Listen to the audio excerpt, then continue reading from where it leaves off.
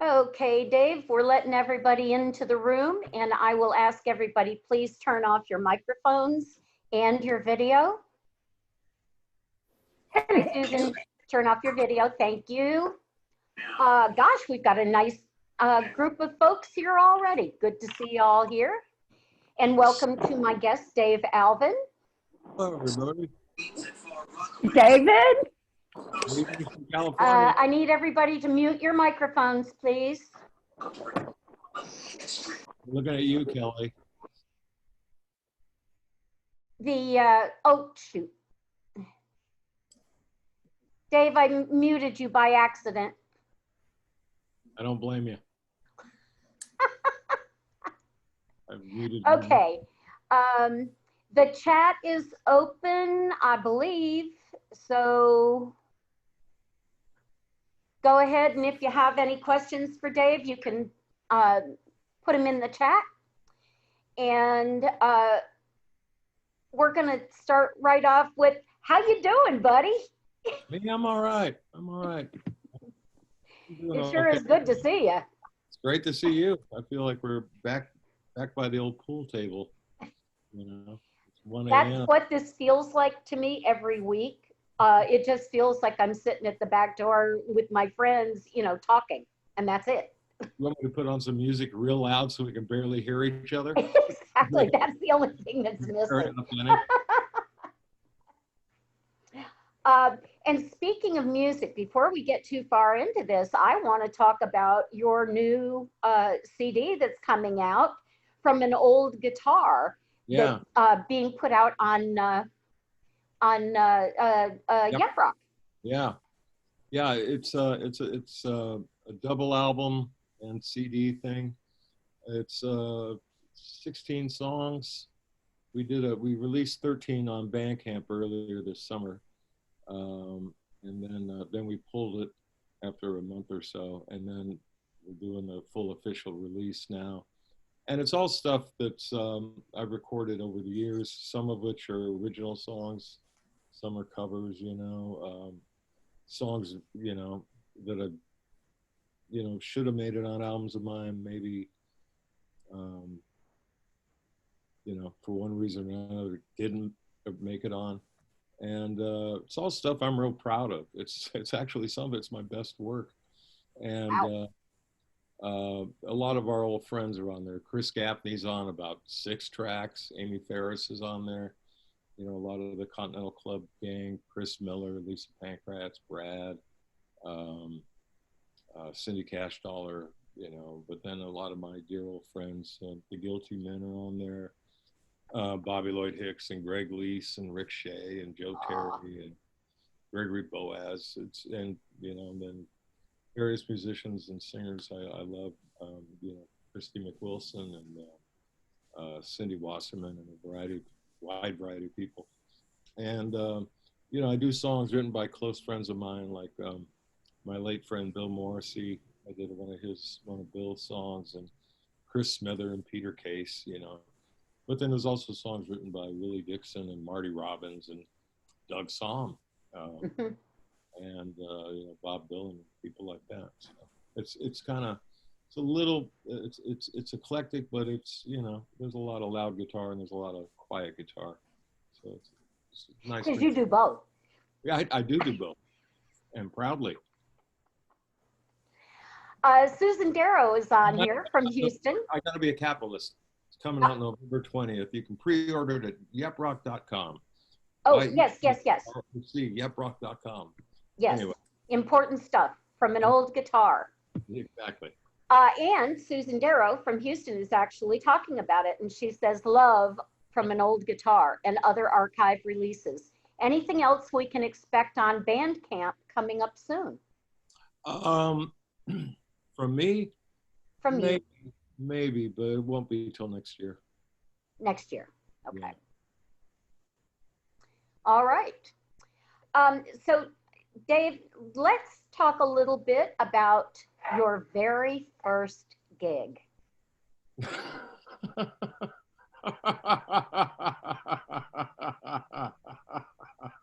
Do you remember it? Oh hell yeah, I remember real well. I was a freshman in high school, and it was a little thrown together group that played a party at the end of the school semester, and we sucked, and the kids hated us. And then I went home dejected and depressed, and my brother said, and this is true, my brother. I get home and there was my brother Phil with about three older guys, and I came in. I was really down, because, well, like I said, we sucked. And Phil says, "Get in the car." Oh, why? We're going to the Ash Grove. We're going to go see Big Joe Turner and T-Bone Walker. And I had never been to the Ash Grove, and I'd never seen Big Joe Turner and T-Bone Walker. I was already, huge fans of theirs, or a fan of theirs. And yeah, we drove the 25 miles up from Downey to the Ash Grove for the first time. I walked in, and there's, T-Bone Walker and Big Joe Turner being backed by the Johnny Otis Orchestra, along with Eddie Cleanhead Vinson and Margie Evans and it was Shuggy Otis was playing guitar. It was horn section, the whole bit. It was a rhythm and blues review. And so, fortunately, whenever I think of my first gig, that's what I think of. I think of Big Joe Turner and T-Bone Walker. That's a pretty nice memory to have. I don't think about sucking at a high school party really badly. Can you play something we can dance to? No, apparently not. I can't. When did you actually start playing? Guitar? Well, was that your first instrument? Technically, no. My first instruments were flute and saxophone.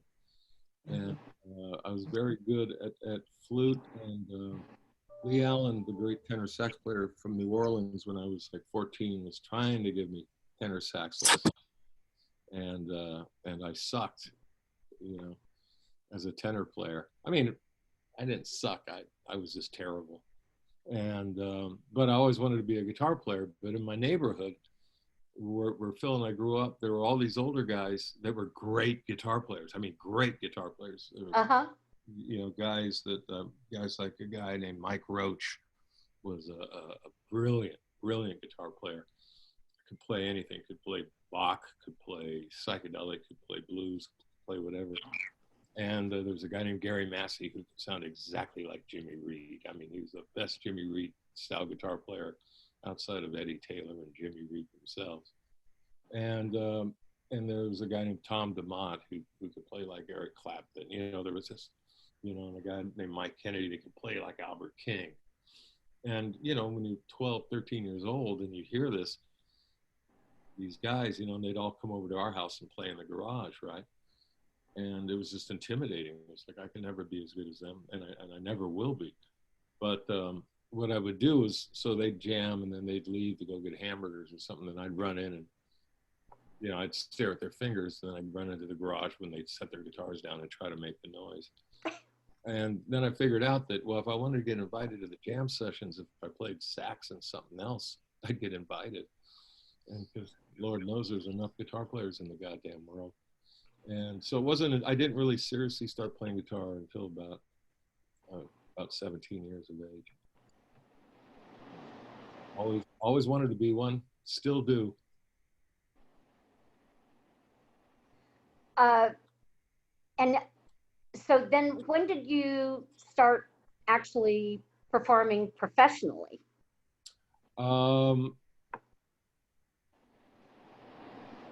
Really about 15 years ago. Everything else before that was just luck. No, I started, I did gigs. I did barroom gigs and, all the usual kind of stuff, both as a decent flute player and a terrible sax player and as a aspiring guitar player, teenage them on. I was working the bars, Dianne. Always have been. Well, yeah, me too.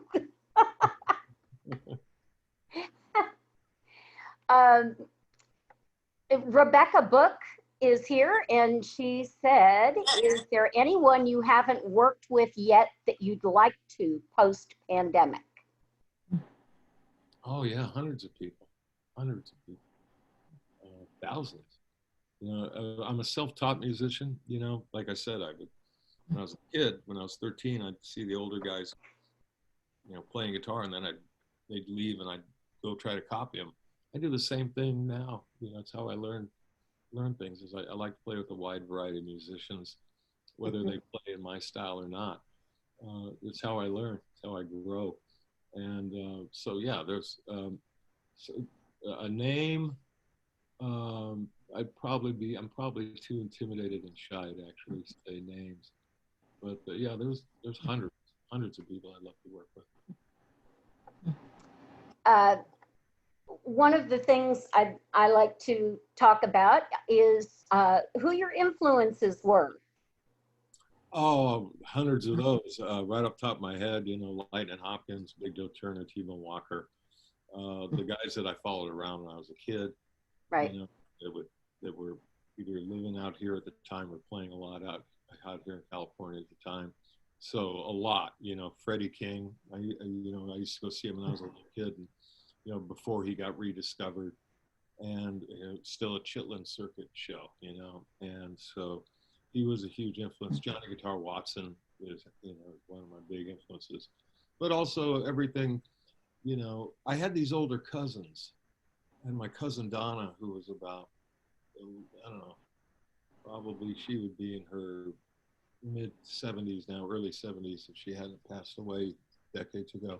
But she was a 50s wild girl, and she lived in the city of middle town of Bell, and she had a, you know, big old like 48 Ford, and she had a 45 player in it.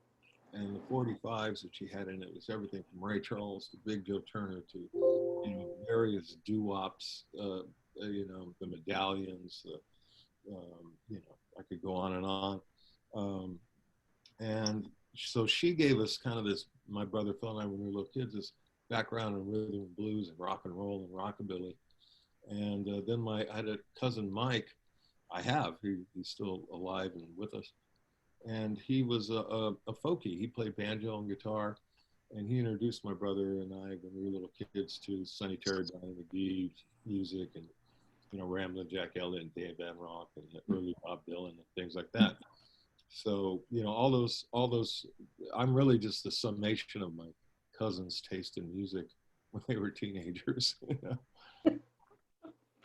But yeah, I mean, I'm basically, you know, there's songwriting influences on me, you know, that's a whole other thing. Guitar playing wise, you know, like I said, it's,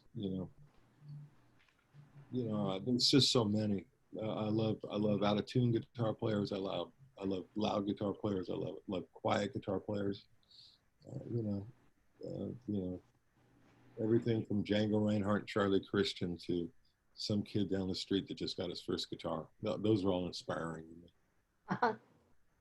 What modern influences would you have? That's a good question. I still listen to basically the same music I listened to when I was a kid. So, you know, it doesn't change. I will listen to certain songwriters. You know, if two or three people say so-and-so's a really good songwriter, I'll go check them out. I don't always agree, but, you mentioned earlier when we were talking, you know, I think James McMurtry is about as good as a songwriter as you can get. You know, Chris Smither, Peter Case, Uh-huh. you know, friends of mine, people that you know, if you're getting it just into the, you know, Terry Allen is one of my favorite songs. Just getting into the structure of songwriting, you know, into the architecture of songwriting, which is a whole other ballgame than guitar playing and everything else. Yeah, there's hundreds of people that inspire me, you know. That I'd love to be Terry Allen when I grow up. You know, Steve Young was an inspiration. People I never met, you know, Lieber and Stoller, an inspiration. My late friend Bill Morrissey was a huge inspiration on me, and you know, I could go on for hours with this stuff. Yeah. The And who would you say right now is your favorite artist? My favorite artist right now? Yes. I'm looking to see what's over by my turntable. I was playing a compilation of late '60s, early '70s reggae earlier today, so maybe right now Toots and the Maytals. But as far as young artists, it just depends on what they're doing. Um, as far as like somebody that's keeping certain traditions alive in music, my favorite guy is Blind Boy Paxton. Blind Boy Paxton can do no wrong in my book. He can play like Charlie Patton. He can play like Lonnie Johnson.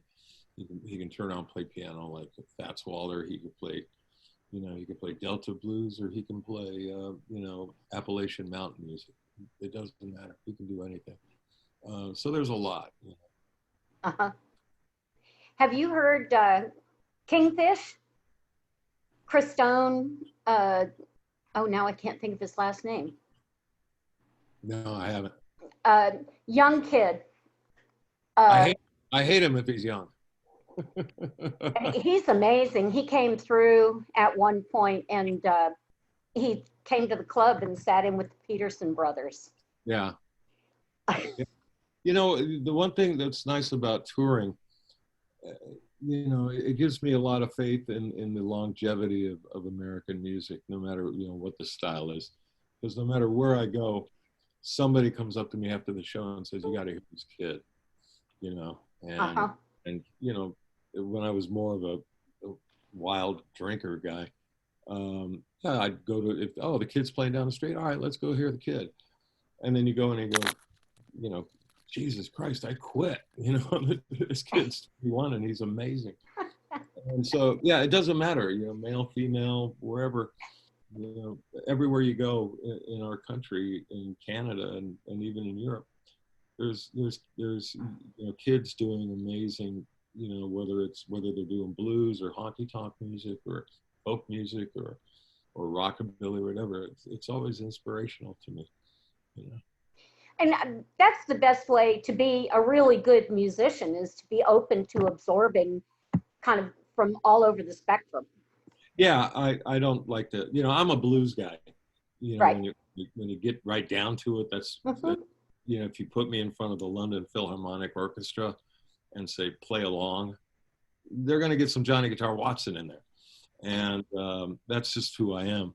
But I like to experiment. I like to do different things. The album I put out this year called The Third Mind, which is all, live improvisations, psychedelic improvisations. Sure, why not? Why should I limit myself to 3-minute songs? I can do both. Right.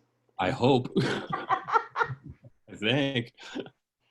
We got a few questions here. Andrea Hagen says, ask Dave about how his memoir is going. Fuzzy. It's going very fuzzy.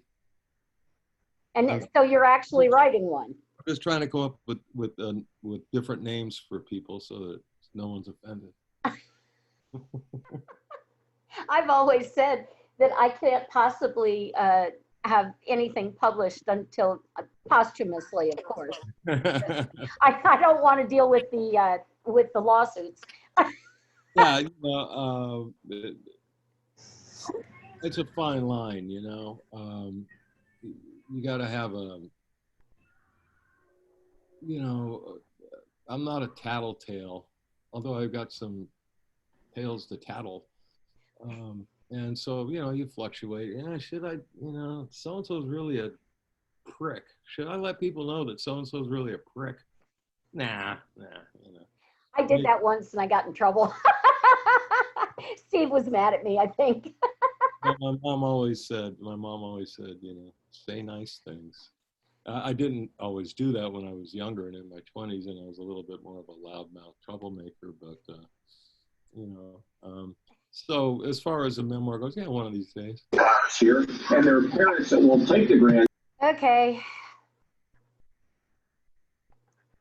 we hear? Please turn off your microphones when you enter the room and your video. Thank you. So let me see. We've got Deanna Wolf Guerin wants to know, how have you been keeping your sanity not being on the road? Or have you? Dina, if anything, it's easier to keep my sanity when I'm not on the road. I trim my cactus. I walk up and down my hill, and I read books, and I try to practice guitar, and try not to slip my wrists. That's really it. You know, I do miss playing live. The other day, I took my van and got it all tuned up, and the oil changed, and the tires rotated, and the blah blah blah, and I filled the tank with gas, got it washed and everything, and then okay, you know, I'm ready for the tour. Right, all dressed up and no place to go. Well, I was talking with my road manager, Danny Bland, earlier today, and I was telling him, yeah, man, it's just force of habit. I went and got the van. It's raring to go. And Danny said, well, I tell you what, you know, for Christmas, I'll fly down there. You and I will just take the van and we'll drive up to our favorite barbecue place in Oakland, at Everett and Jones Barbecue in Oakland. Eat barbecue, turn around, and drive back down I-5. That way we'll feel normal.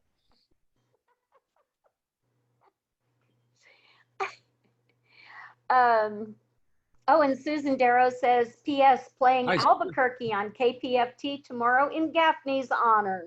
Oh, thank you very much. I got a funny story about that song. Chris did that song Albuquerque, which is an old Link Davis number. And for years and years, he played that with his band, the Cold Hard Facts. And I just always loved the song. And when I cut it, I was trying to mix Gaffney with Freddie King.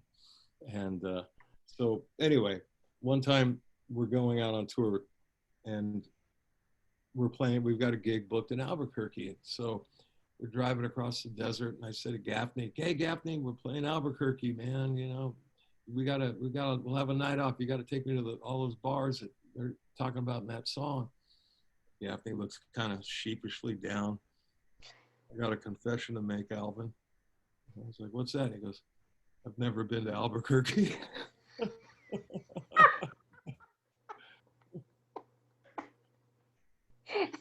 Somehow that makes sense. Yeah, it's perfect Gaffney, you know. There was still, we did go, there was one of those old clubs from the late 50s, early 60s left. They're on, you know, there's the main drag there in Albuquerque Central. You know, it's part of Route 66. And there was a club called the Caravan East, which is now defunct. But we did go there and have a beer. So.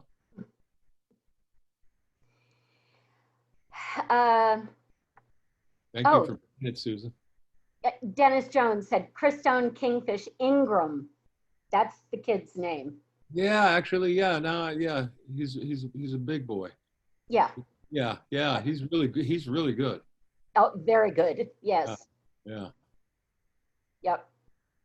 And Chris Kelly says the Third Mind album is great for anyone who hasn't heard it.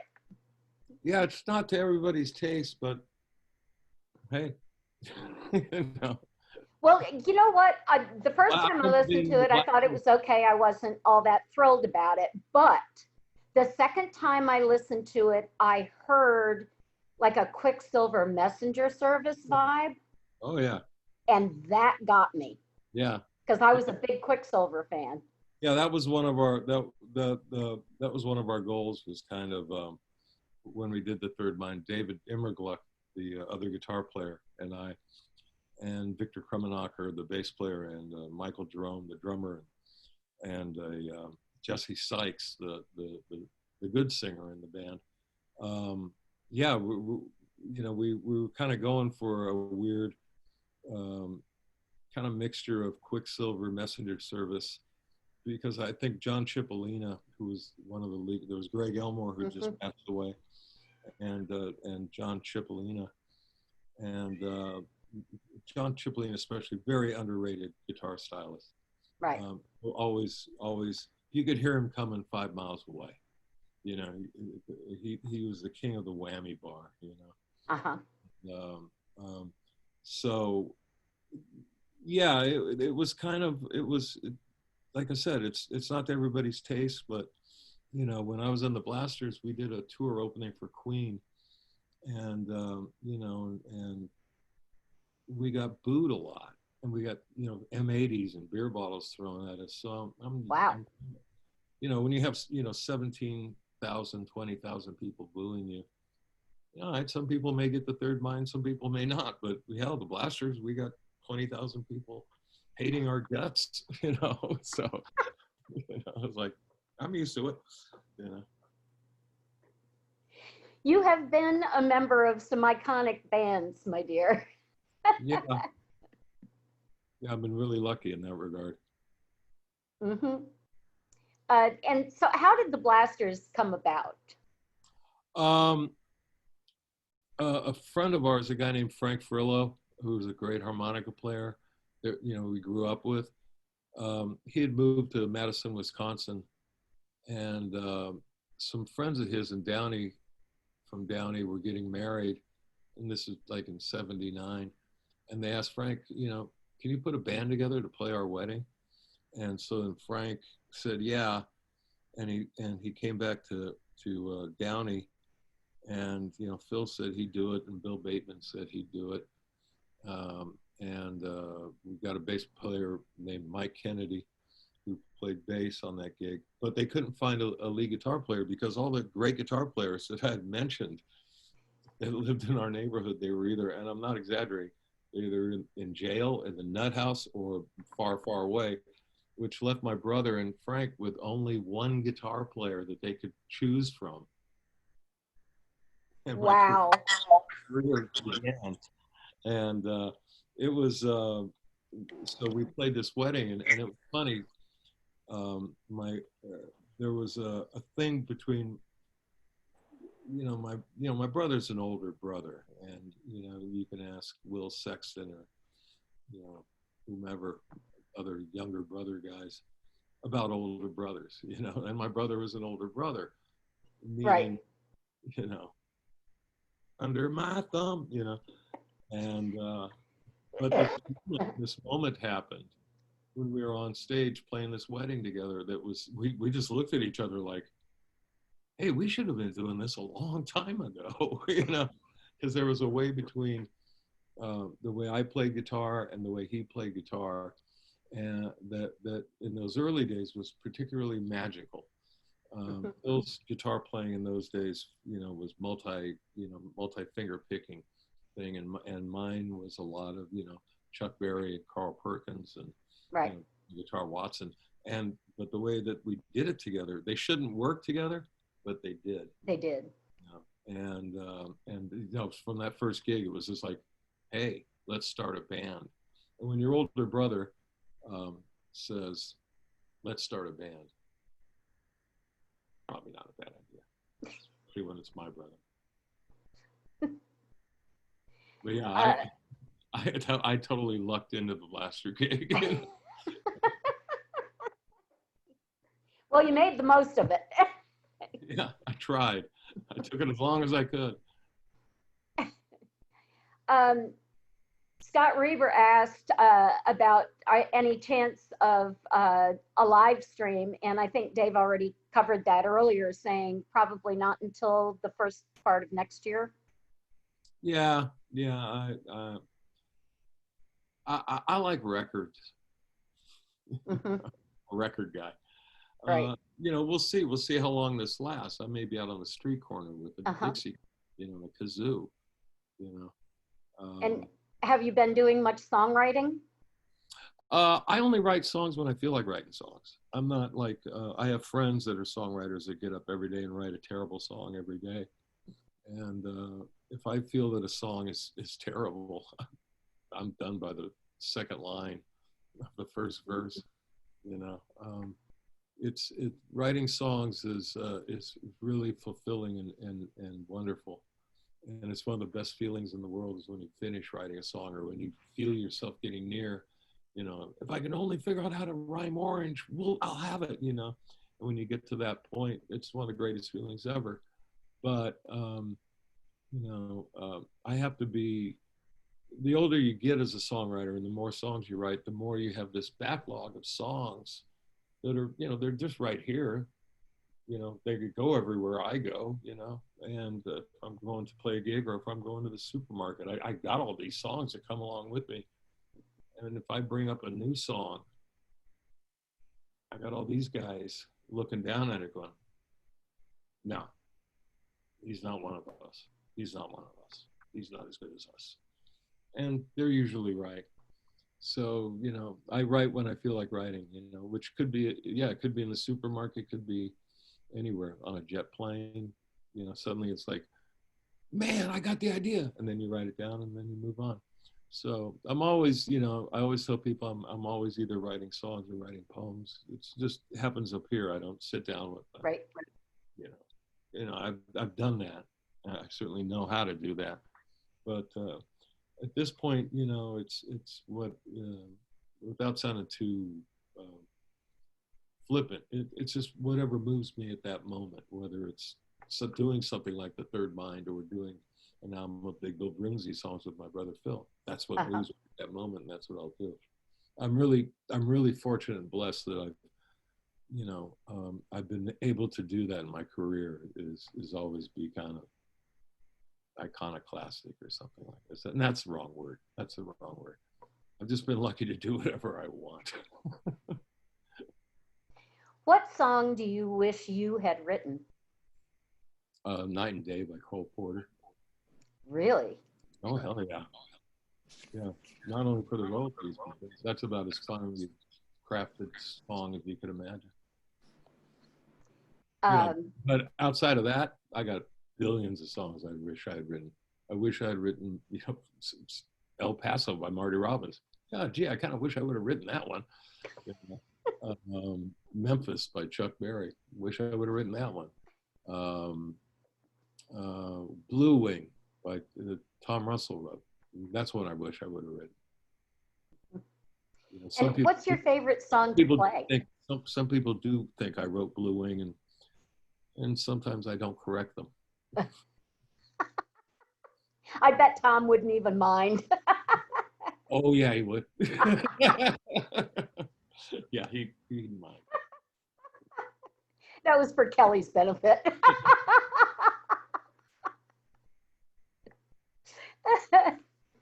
So, Dave, what is your favorite song to play?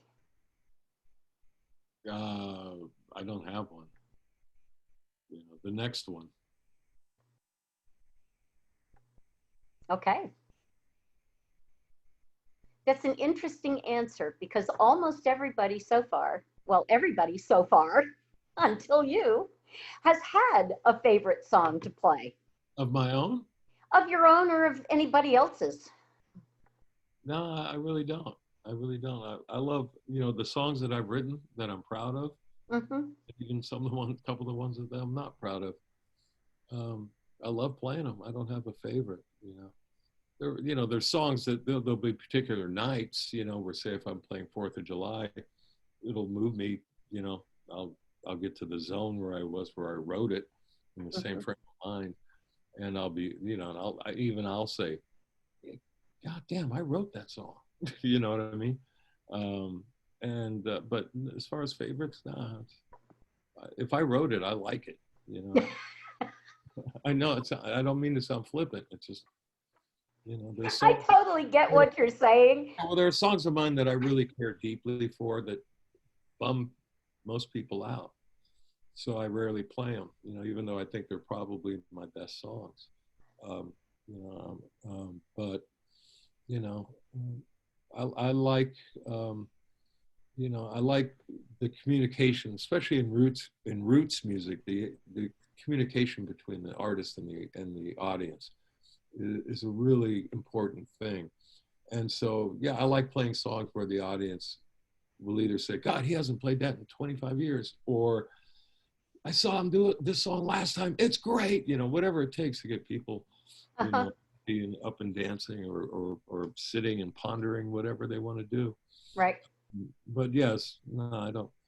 I don't have a favorite song in that regard. Well, I have several favorites of yours, so I'm not going to get into that either. Although I could listen to Out of Control pretty much nonstop for, I'd say, 24 hours. I did. Out of Control is one of those songs. I do love playing that song. I love playing it. I love singing it. The difficult thing about Out of Control is to really sell the song, to get it across. It's like method acting. You have to go into character. Right.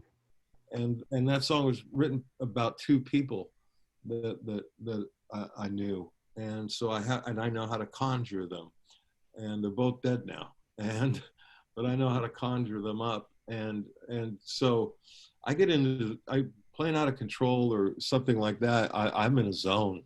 Mm-hmm. If you look over at me while I'm doing that song, my eyes are, they're rolled up in the back of my head because I'm living somewhere in the scalding hot inland empire of interior of California, high on methamphetamines. That's Uh-huh. That's the song. That's the song. Well, the song is about a lot of things, but that's kind of to really sell it, you have to get in that frame of mind. Right. But I do love playing that song. Michael Elam Hi, Mike. says, looking forward to traveling with you on another Roots on the Rails trip. Oh, fingers crossed, brother. Fingers crossed. I hope we can. Yeah, those trips have taken a hit too. Don't get me started on Amtrak. Don't get me started. But okay.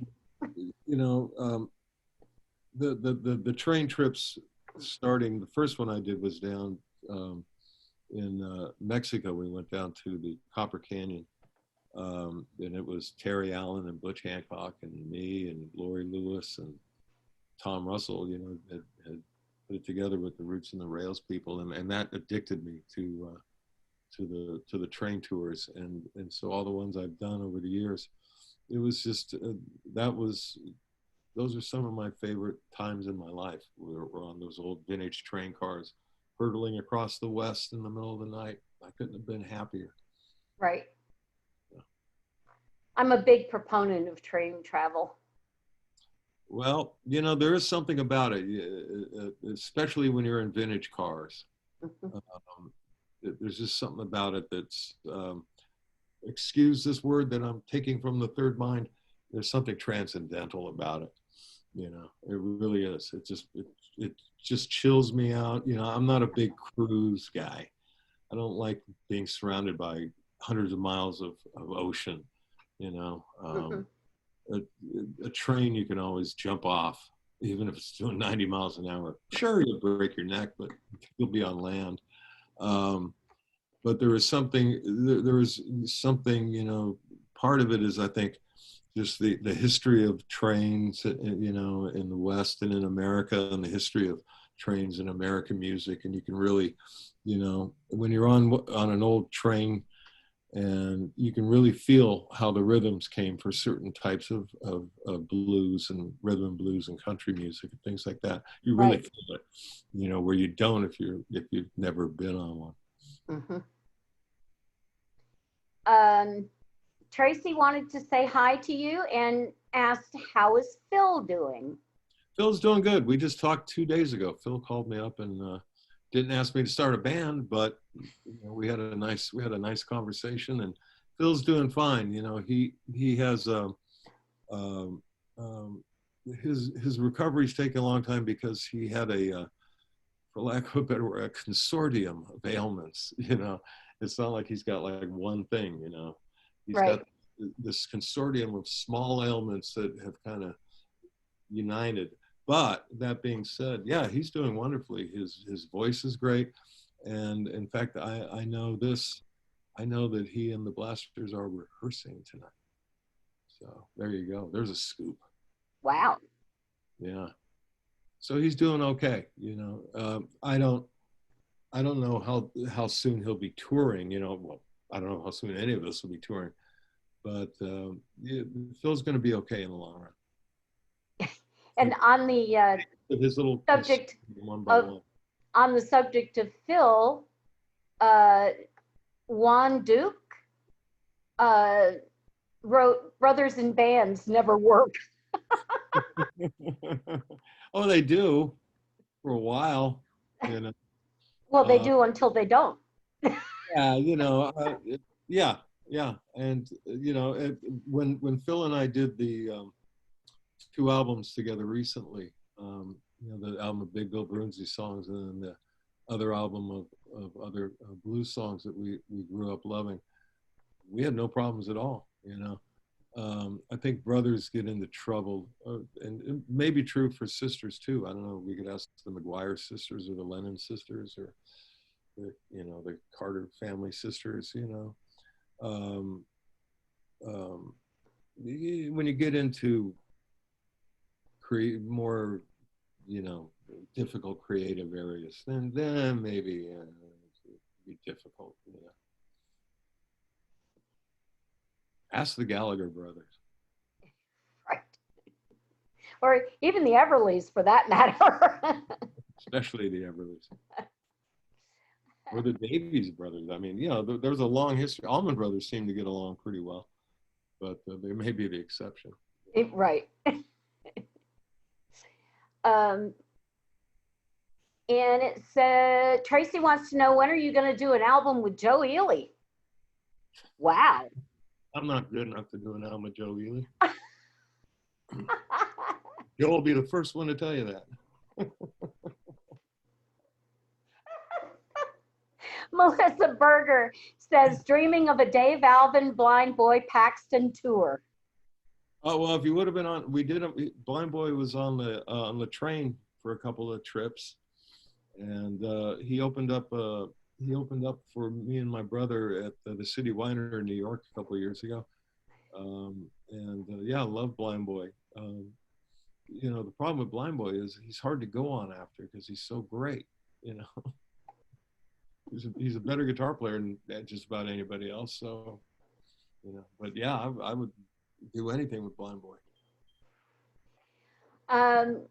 Ruby Ott says, hope you're back on stage soon, and take my husband with you. Not playing is killing him. Yeah, well, Ruby's husband is a guitar player named Danny Ott, and Danny is one of my favorite guitar players. And Danny was a guitar player in Chris Gaffney's band, The Cold Hard Facts, and he also played guitar on my album 1111. And he is all over the From an Old Guitar record that's coming out November 20th on Yep Rock Records.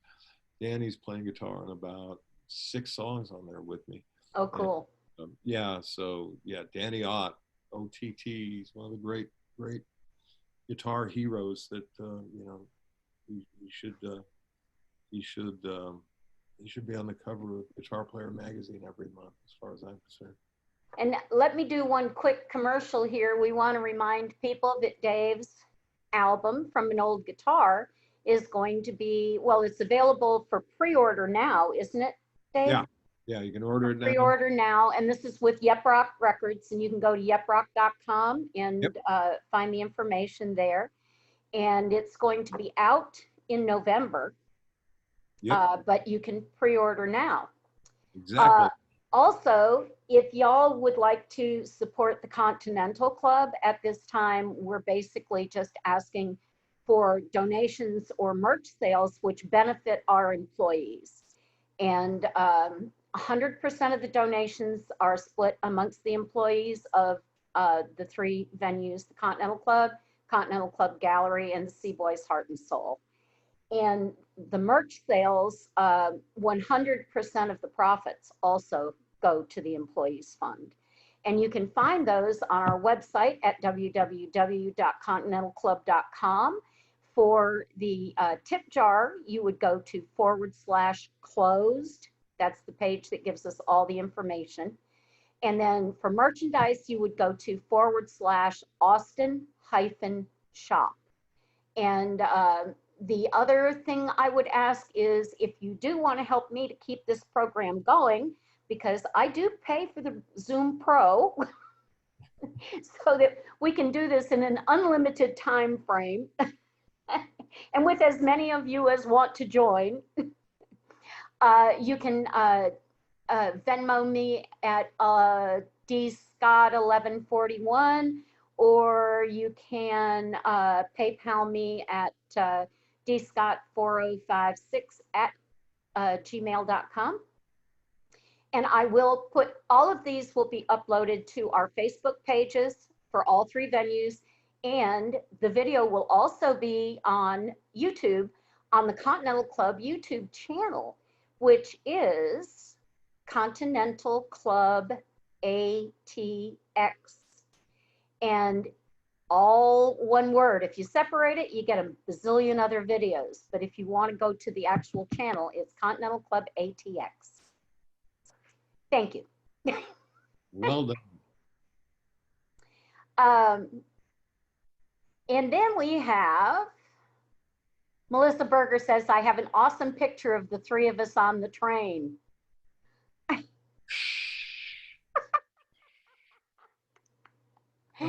And Susan Darrow says, 2 thumbs up from an four from an old guitar. So excellent. Yeah, I'm very proud of the record. You know, it's as good as anything I've ever done. You know. Yep. And so He said, we're at an hour and 10 minutes right now. Oh, so I want to know, what advice would you give to any musicians now during this period of shutdown during the pandemic? How old are they? Let's say they're new musicians, not specifically in age, but they're new to the business. Quit while you're ahead. Go become a lawyer. Go become an accountant. Stay in school. You know, this is going to sound, that sound like a joke. If I had kids, that would be my advice to them. You know, I've been really fortunate in the music racket, and the way that I've been fortunate, and this is going to sound trite and cliche, and it's probably going to make all these people vomit when I say this, but it is 100% true. Is my rule for many years has been go where the love is. And what I mean by that is surround yourself with people that you love, who and that love you. Play the music that you love. You know, if you can, and if you can make a living playing the music that you love, that's an amazing thing. But it really, you know, surviving in this racket, if you don't have love involved, you become a bitter, despicable wretch. You know, Mm-hmm. You always have to keep the love front and center. Feel free to vomit, people, while I say this stuff. But that's really true. You know, I love playing with the Blasters. I love playing with all the musicians I ever played with. You know, with one or two exceptions, maybe. But, yeah, just you follow. You know, all those kind of cliches. You follow your heart. You follow your instincts. You know, if you like to play, Piedmont style, Georgia, South Carolina blues finger-picking guitar, do that until you find out where that leads you. You know, if you like hitting yourself in the head with a hammer while you're singing, if that works, give it a shot. You know, whatever it takes to the other just practical thing is get a good lawyer. You know, Right. good lawyer and a good booking agent will get you far. I think one of the things that has happened during this shutdown is a lot of people have explored more artistic avenues in their lives than they ever had before because they have the time. Yeah. It's hard for us older guys, or older musicians, especially road dogs. I was talking with Greg Lease last night, and Greg, has been, one of the top studio musicians in the world for the past couple of decades. Right. And but he's used to being on the road. You know, he's been out on tour with Jackson Brown now for several years in Jackson's band, and you know, and he's got a wonderful place up on the coast of Central California on top of a hill looking down over the ocean, surrounded by thousands of acres of oak tree wilderness. He's getting a little antsy, you know. I mean, I couldn't imagine being a more beautiful place than Greg, and he's kind of like, oh man, I'm kind of missing the interstates, you know. So for us older musicians, we're kind of set in our ways in some regard. But I think for younger people, there's, you know, yeah, you can, but it's true for everybody. You just, again, you follow you go where the love is. You can't tour, take up oil painting, you know, take up, you know, running the bulls in Pamplona, whatever you want to do, you know, which I do not recommend. Right.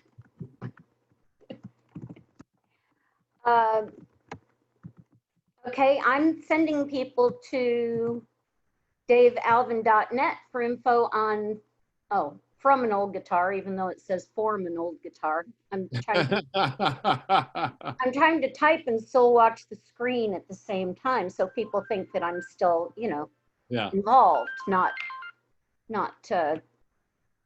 flaking off.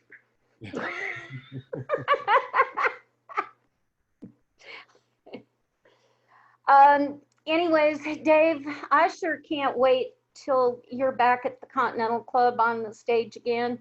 I can't wait either. I've had some of my favorite shows, performances, you know, that I've ever done. I've been inside the confines of that joint, you know. One of which I have to bring up, which was the night, about 1998, and Chris Gaffney and I were in town. We went over to see the Leroy Brothers, and there was Doug Somm hanging out. And so Doug and I got to talking, and he said, let's go sit in. And it was like 1:50 in the morning, and we got up on stage, and Steve he said, wait, made an announcement. Okay, you can stay, but we're locking the doors until they're finished playing. So you can stay, or if you're leaving, you got to go now. And lock the doors, and Leroy Brothers and me and Gaffney and Doug Somm, one of the favorite nights of my life. And we were doing, you know, Guitar Slim songs, the things that I used to do. Lord, I won't do them no more. Things like that. I rarely get a chance to play like Guitar Slim, play that particular brand of blues playing. I was in hog heaven. So whenever I go to the Continental Club, I'm always looking for Gaffney and Doug Somm. You know. Yep. We were just enjoying looking at the video that Kelly and Barbara and I did with the Gaffney painting that Steve Dean's mom did. Yeah. It ended up in yours and Jimmy Dale's video. Love that. I love that. It was so funny. Around. Well, honey, thank you so much for doing this. And everybody for stopping by. Thanks for the questions. Well, thank you for answering them. Try me tomorrow. There'll be all different answers. And everybody is sending love and kisses and hugs, and you've got a lot of fans out here. Well, I appreciate it. I'm a very, very fortunate guy. I don't think I don't know it. Well, you take care of yourself, and we will do this again sometime. I hope so, Diane. We'll see you. Okay. Give my best to Carolyn Wonderland and everybody in Austin. I will. All right. Adios. Thank you. And thanks, y'all, for tuning in. Next week, I am back with, let me see, who is my guest next week? Now that I'm doing this every week, it's harder for me to keep up, and I don't even have whoever it is marked down here. Damn. Okay, well, I will post that later. But for now, Y'all take care, and I'll hopefully see you next week. Bye.